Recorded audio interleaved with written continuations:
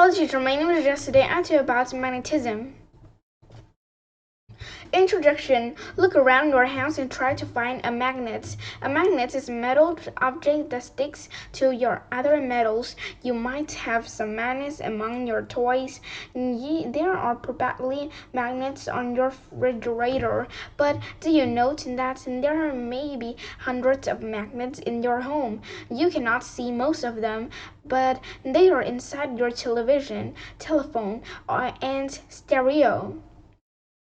They are inside electric motors that power your blender and hair dryer. Computers are full of magnets, and all the electricity that runs these things comes from magnetisms. Magnetism and magnets. Magnetism is an invisible force. Force is anything that pushes, pulls, or moves an object. Magnetism is a special force that only pulls on some metals, such as iron. A magnet will not push or pull plastic tin.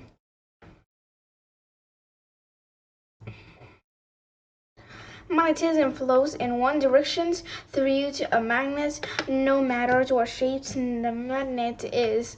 It flows in on one end and out the other. The ends of the magnet are called magnetic poles. Every magnet has a north and south pole, and the force flows out the north pole and back into the south pole. You can use two magnets to feel magnetism flowing.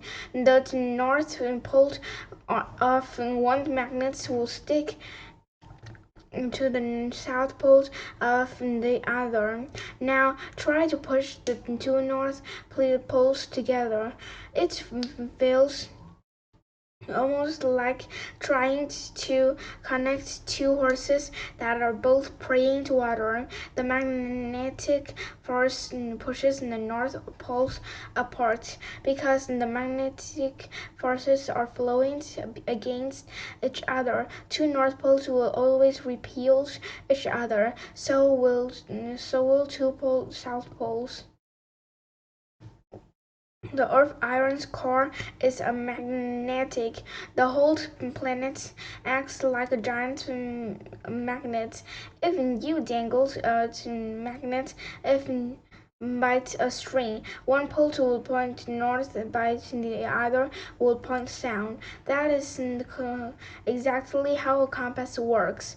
This gave the North Pole and South Poles of the magnets their names.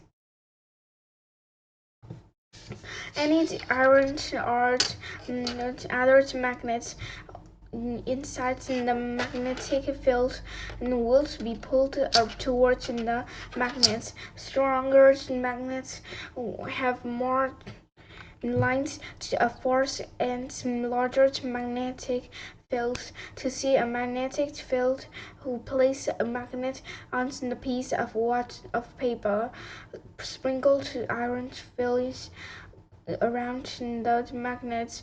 The fillings will gather along the lines of force in the shape of the magnet field. How are magnets made? The first magnets were made of natural rock called Lodz rocks. People use pieces of Lodz rock and compasses, but they did not know how to work. Every material is made of extremely tiny pieces called atoms. Most atoms spins. This spins creates a tiny force. In most things like rocks or plastic, the atoms spin every which way. The tiny forces never add up.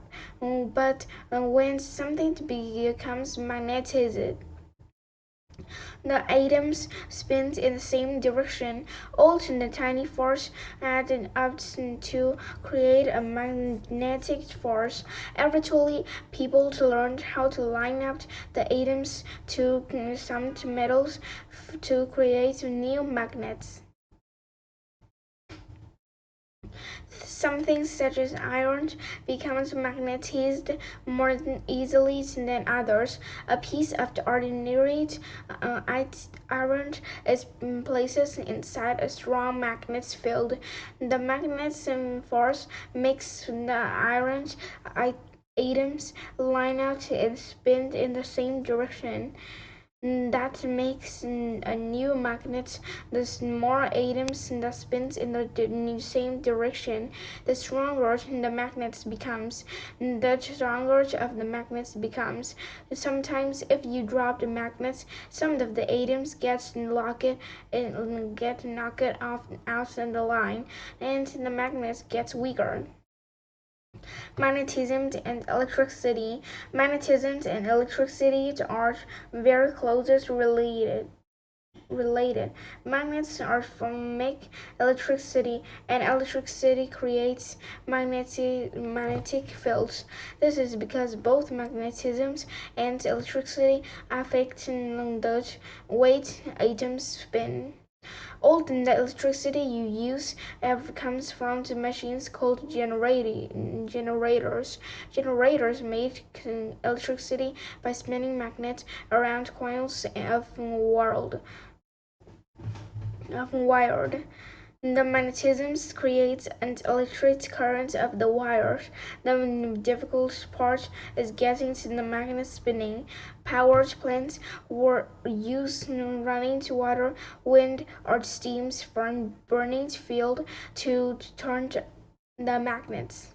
Electricity can create special magnets called electromagnets.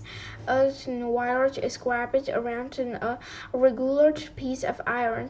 Then an electric current from the battles or outlet flows through the wire. That electricity current makes a magnet field that magnetizes the iron, but the iron only stays magnetized as long as the electricity is on.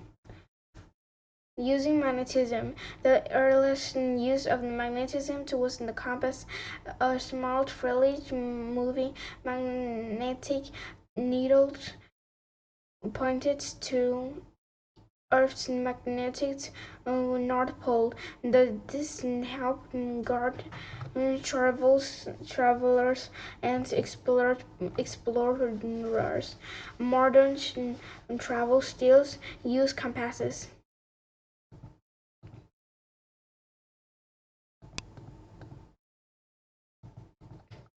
Magnets can also encode information or stores into the special code in the hotel key. Cards or credit cards use shapes of tiny magnets. The magnets are the size of the grains of powder. There can be millions of magnets of one key card or credit card. Each tiny magnet points in its own direction. Conclusion. While magnets may seem simple, but that's no end in their uses. Every time you watch a tape, turn in the air conditioner, or even turn on the light, you are using magnets. Some days you may ride on the high-speed train or use on an MRI. Playing with magnets can be lots of fun. The magnetism can play with is the same force that has made modern life possible.